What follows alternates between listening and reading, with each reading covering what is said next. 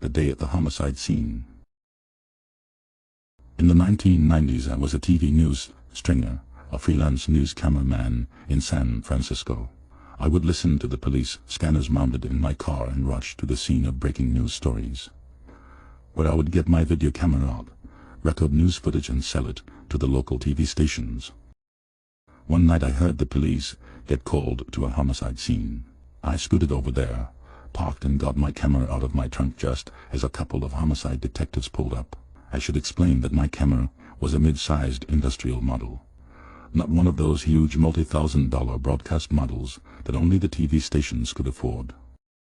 The detectives spotted me holding my gear and motioned me over to the house where the murder had taken place and held the door open for me to enter. I'm flabbergasted. This has never happened to me before. Usually when the cops see me show up, they start throwing up. Police line, tape to keep me and my camera as far back as they can. This is a very unexpected welcome, but hey, I'll take it. I walk in, shoot a wide, establishing shot, get a couple of medium shots, and about then in walks another cameraman with a camera about the same size as mine, only he is wearing a SFPD badge on his belt. Everyone looks at him, and then they all turn and look at me. Someone finally breaks the silence by asking me, "Who are you?" I respond, "TV News." The officers who had held the door open for me blanch and give each other an oh-shit look as they realize their mistake. "You shouldn't be in here," he says. I say no problem, and I leave. Just to be clear, I did not include the footage that I managed to shoot inside the crime scene in the package I sold to the TV stations. If I had, I'm sure that several hard-working police officers would have gotten into trouble. No need for that to happen. I suspect that decision on my part was appreciated, as I ran into the same cops at other scenes in the following years, and they always treated me both friendly and fairly. In fact, I got a call or three over the years, suggesting that I and my camera might want to be at a particular place at a particular date and time, almost always resulting in me getting exclusive footage of this or that major bust. Edit. Thank you to all those who left awards and votes. You just made my day.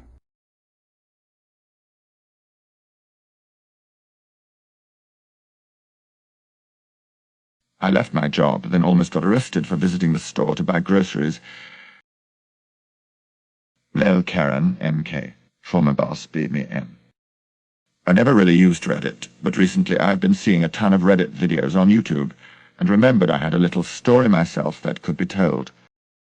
Backstory: when I was younger, I had a job at a small market in our city's central. Usually you can work from age 15 to 17, but as soon as you turn 18, you will most likely get fired. Once you turn 18, your salary increases a lot. This is important for later. For the past 2 years I worked at the same shop, sitting in the desk, but since I was nearing age 18, I knew I couldn't stay. This meant I knew I was about to get fired, and sure enough, the week before I turned 18 I was told I was fired. I told me I knew why, and it was understandable, since the small shop needed to save as much money as possible, since the income and profit was already low for being a local city market and not some big shopping center. I got a bonus for being fired and decided to keep this bonus to use on something special. One day, weeks later, I see that the same shop just got home some extremely expensive and unique food products imported from around the world, and out of pure curiosity I went there to buy some myself. I arrived to a really busy shop, having many customers wanting to buy all these special beers, sausages, and so on, but I had set my eyes on this one thing: American candy.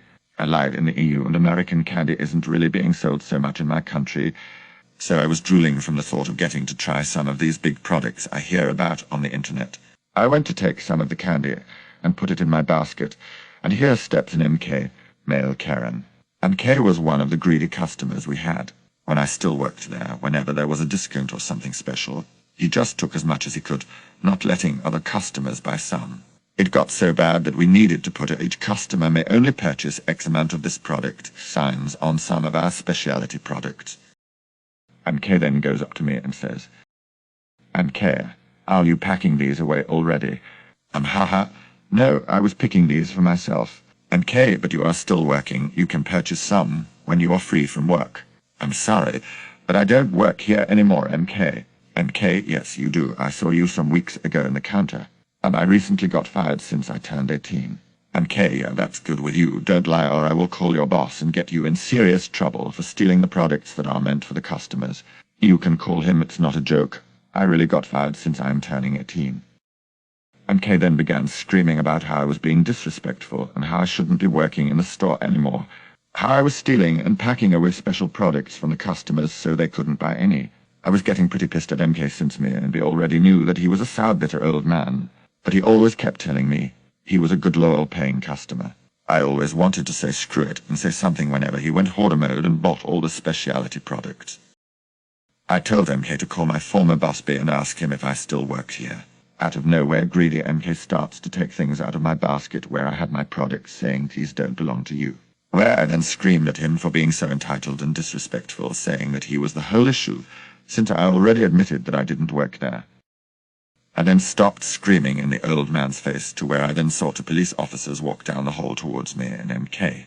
I got so pale because it looked really bad, since I was just done screaming my face off at MK's face. The police officer then holds up his one hand to grab my attention, where I just stare him directly into the eyes, to where MK then decides to slap me in the face and punch me in the stomach, making me drop the basket I was holding in my hands. It didn't really hurt, it just took me by surprise. The two police officers then went from walking and holding eye contact with me to running and just looking at MK. They handcuffed MK and called me, confirming with the camera, which has sound, that MK was being a douche, and that I told MK that I didn't work at the store anymore. The officers told me they had a call from one of the bypassing customers, which got worried because they heard stealing being yelled in the store, and MK causing a tantrum. I left with my American candy that day. An apology from B saying they should have done something about him before this happened. Apparently, this wasn't the first time MK left the store in cuffs. For info, the candy was Hershey's Cookies and Cream, Reese's Cups, Nerds and toxic waste candy products.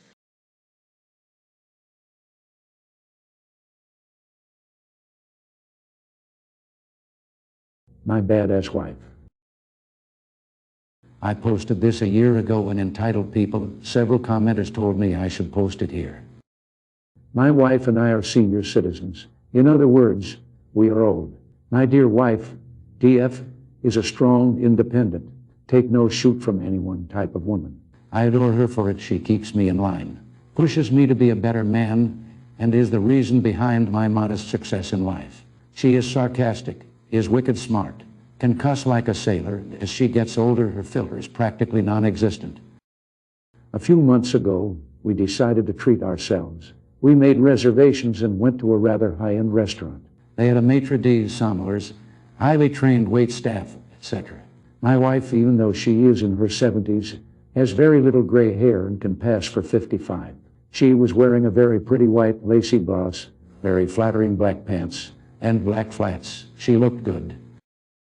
When we arrived, there was no line, surprisingly, and the maitre d' had apparently stepped away from the podium where he stands. We were waiting there and my wife was right next to the podium, and I had sat down at one of the benches provided by the entrance when another couple came in.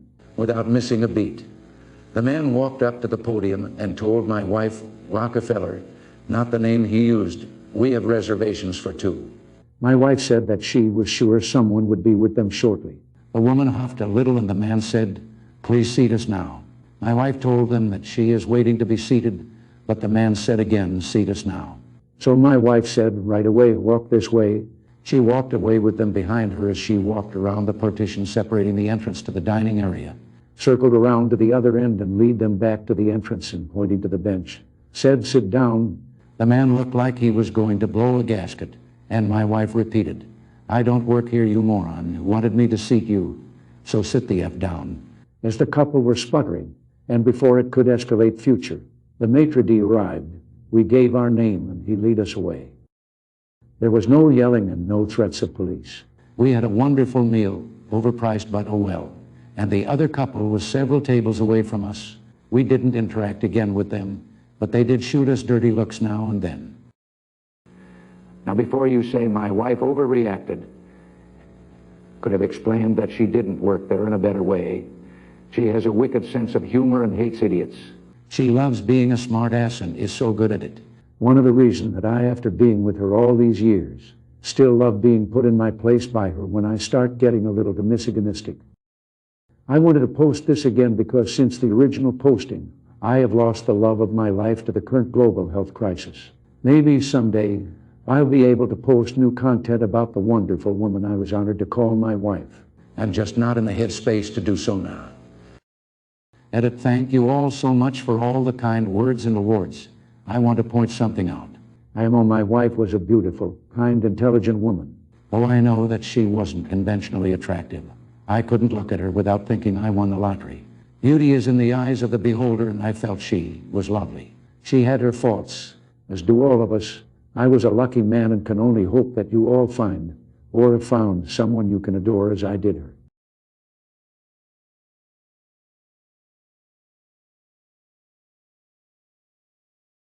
Check out my other marvelous videos.